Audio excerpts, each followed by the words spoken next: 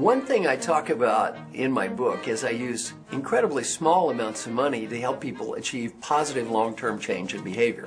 So I actually find my clients when they do little things. For example, one of the most common issues I deal with is people that are stubborn and opinionated. I was doing the general's program for the United States Army, and the head of the Army asked me, he said, describe your favorite client.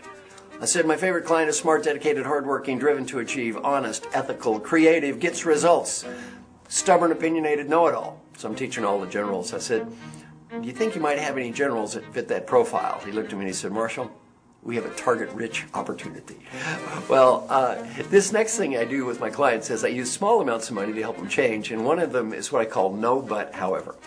So when my clients begin a sentence with no, but, or however, I find them $20.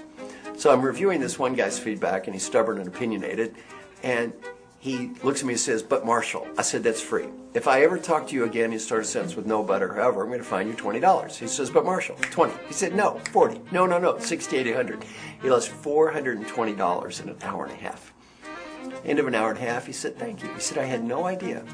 I did that 21 times with you bringing it to my attention. How many times would I have done it had you not been bringing it to my attention? 50? 100? No wonder people think I'm stubborn. This guy got so much better using this one technique.